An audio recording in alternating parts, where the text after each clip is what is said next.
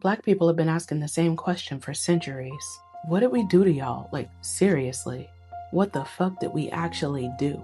Because at some point, you have to stop believing that this is random. You stop believing that this is just ignorance. Because how are Black people simultaneously copied, feared, mocked, criminalized, fetishized, segregated, underpaid, over-policed, erased, and exploited on basically every continent on Earth? At some point, you have to realize, oh, this is not about behavior. This is not about morality. It's not even about individual Black folks. This is what Blackness was made to represent in the modern world. And that answer is ugly, because the truth is, Black people became the foundation the modern world built hierarchy on. That's the answer.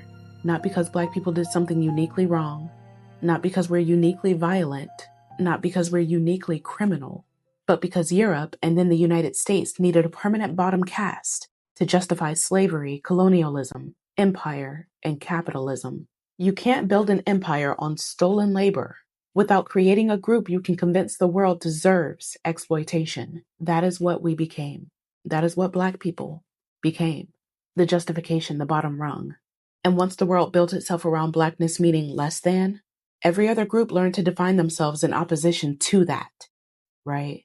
That is why anti-Blackness survives, even in places with barely any Black people, because it's not based on personal interaction. It's ideological, structural, inherited. Now, let me show you what I mean when I say everywhere. In China during COVID, Black residents in Wanzhou were forcibly evicted from their apartments, refused service at restaurants, banned from McDonald's, and quarantined separately from everybody else. In 2016, a Chinese laundry detergent commercial showed a Black man shoved in a washing machine and coming back out as a clean, light-skinned Chinese man. That ran on national TV. In India, Black African students have been beaten in the streets, followed by mobs, refused housing. The skin lightening industry itself is worth over $1 billion.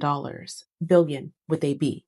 In Russia, when the country invaded the Ukraine in 2022, Black students were pulled off buses at gunpoint by the Ukrainian police to make room for white refugees. In Italy and Spain, Black professional soccer players still have bananas thrown at them on the field.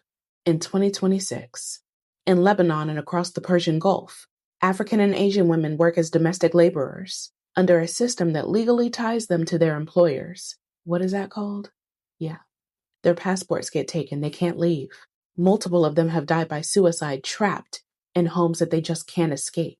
In Brazil, police kill more Black people every year than almost any other country on Earth. Now remember, they're a country that's over 56% Black. In Argentina, the Black population was literally erased from the official census for over a century. Whole countries pretending that Blackness doesn't exist within them. The hatred is global. The pattern is identical. It all traces back to the same source code, and it is profitable. The global skin lightening market is worth between $14 and $19 billion per year. The same multinational corporations that publicly supported BLM, they're selling skin bleaching creams in 60 countries to Black and brown women trying to escape Blackness. Also, they can be considered beautiful. L'Oreal, Procter & Gamble, Estee Lauder. Y'all remember Fair and Lovely? I do. After 2020, when global protests called out the racism, they changed the name from Fair and Lovely to Glow and Lovely. And they kept selling it. Same product, same premise, different label. The hatred is profitable. That's part of why it stays. The other part is psychological. If Black people are at the bottom of the global hierarchy, then no matter how badly your group is treated, you can still position yourself above somebody. Anti-Blackness is the bottom rung that holds the whole ladder up. Take it away, and the entire structure has to be rebuilt from scratch. And that's why it doesn't move. Black people are the constant negative reference point every other group on Earth uses to figure out where they stand. And the scary part is you can see how this plays out in everyday life, right? Because when one Black person does something wrong, suddenly all of us become suspects. One Black kid acts up in school. Now Black children are out of control. One Black employee messes up. Now DEI is lowering standards. One Black neighborhood struggles with poverty. Now Blackness itself becomes associated with dysfunction. But when white people commit atrocities, suddenly everybody becomes deeply committed to nuance, mental health, isolation, economic anxiety, a troubled loner. White people get individuality. Black people get collective judgment. That is conditioning. That's centuries of propaganda teaching the world that blackness represents danger, incompetence, aggression, hypersexuality, criminality, laziness. Whatever the society needed blackness to symbolize at that moment, just to justify the unequal treatment. And people absorb those ideas before they even realize they have them. This is why black people have to constantly overperform humanity just to receive baseline grace. You have to be exceptional. We have to be exceptional to get what other people get automatically. And that shit is exhausting. Exhausting. A lot of you all question why I show up the way that I show up because you wouldn't listen if I showed up any other way. And you know it. People in this country love to talk about racism like it's abstract. Slavery was bad. Jim Crow was bad. The civil rights movement happened. And now we're past it, right? That sanitized version is how this hierarchy stays intact. So let me see what was actually done to black people in this country. Trigger warning, it's about to get graphic. Mary Turner. I've told you about her. 8 months pregnant. May 19th, 1918, Lowndes County, Georgia. Her husband had been lynched the day before for a crime he didn't commit. When she said publicly that the men who killed him should face justice, a white mob came for her.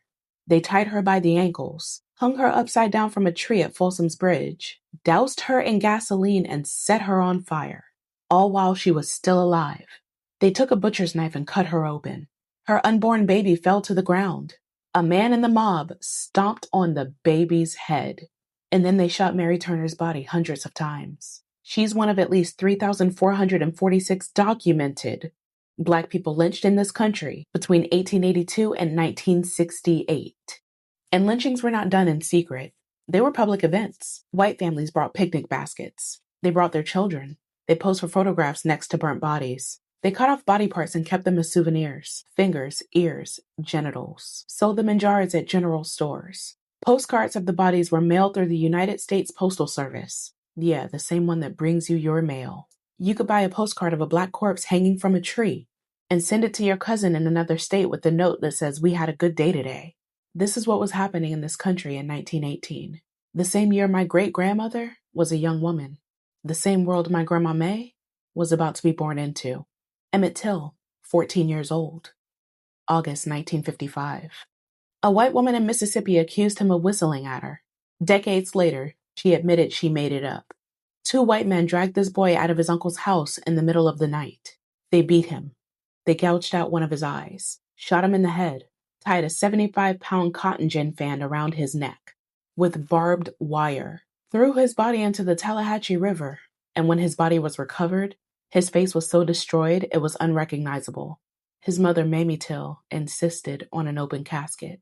She said, "Let the world see what they did to my son." The men who killed him were acquitted by an all-white jury. A few months later, they sold their confession to a magazine for $4,000. That was 70 years ago. How old is your parent? How old is your grandparent? The violence has not stopped. We know that. So let me bring you a little more current, because that kind of stuff just doesn't happen anymore, does it? Sonia Massey, July 6, 2024. Springfield, Illinois. A 36-year-old black mother of 2 called 911 because she thought there may be a prowler outside her house. 2 sheriff's deputies came inside and she moved a pot of boiling water off her stove. She turned to the deputy. She said, "I rebuke you in the name of Jesus." The deputy pulled his gun and yelled, "I'll fucking shoot you in your fucking face." And he shot her in her face in her own kitchen after she called 911 for help. Second-degree murder. He got 20 years, and her mother said at the trial, "Today, I'm afraid to call the police for fear that I might end up like Sonia." Breonna Taylor, 26 years old. March 13th, 2020. Asleep in her own bed in Louisville, Kentucky. Police executed a no-knock warrant on the wrong apartment. They fired 32 shots into her home. 6 of them hit her. She bled out on her hallway floor. The officers that killed her were never charged with her death. That's just some of the names you know, right? There are black women dying in police custody every year, whose names you will never hear. There are black trans women being murdered every year, whose names you will never hear. There are black children being killed by police, whose families will never see a trial. The Washington Post tracks every fatal police shooting in this country. Black Americans are killed by police at more than twice the rate of white Americans, year after year after year. And right now in 2026, the violence is being expanded. ICE raids are going into black neighborhoods. They're looking for Haitian, African, Afro-Caribbean immigrants and disappearing them into detention. Families ripped apart, children separated from parents, people being deported to countries they'd never lived in.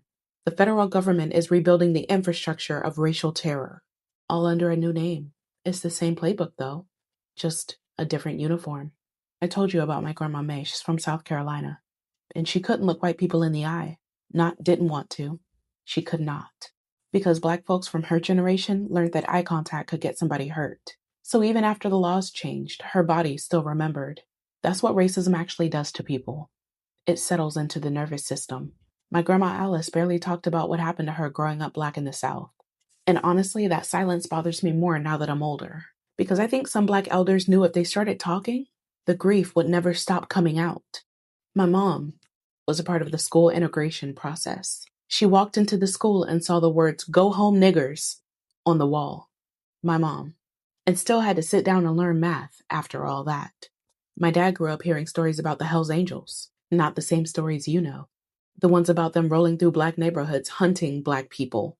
These were stories that he eventually had to sit down and tell his children, me, about. Then my brother Steven, he's 2 years older than me. Just 2. He was working at a steakhouse when we were in high school. He was a teenager. The Klan came in. He was expected to serve them, smile, refill drinks, pretend everything was normal. And he walked out. He quit. And that story sits in my chest differently because it feels generational, you know? Like something broke right there. Something broke with him. Like generations of forced submission finally collided with someone saying no. That's 3 generations of my family. Miss May lowered her eyes so we wouldn't have to. Miss Alice carried the silence so we wouldn't have to. My mom walked through the slur on the wall so we wouldn't have to. My dad carried the stories so he could tell us about it. Stephen took off the apron and walked out. Each generation gave the next one more permission to lift their head. You get me? A little more freedom, a little more breath, a little more sky. And what scares me is that people think this history is over, but it's not. This country has done the rollback before. After slavery came Reconstruction. For 12 years, from 1865 to 1877, Black Americans have built more political power than they had in the previous 250 years combined, to state legislatures, to the United States Senate. Black children went to school for the first time in this country's history. The federal government cut a deal to resolve a contested presidential election. The Republican Party agreed to pull federal troops and end Reconstruction, and what followed was called redemption. That is the actual historical term. Redemption. White America literally called the destruction of Black political power redemption from Black freedom. It didn't happen all at once, of course. It happened in pieces, over decades, you know. Voting rights stripped state by state. Public schools re-segregated. Federal civil rights enforcement ended. By 1896, the Supreme Court legalized segregation. By 1900, most Black men in the South couldn't vote. By 1910, lynchings in the South were happening at about 3 per week. The country watched all of this happen. The federal government let it happen. The Supreme Court blessed it.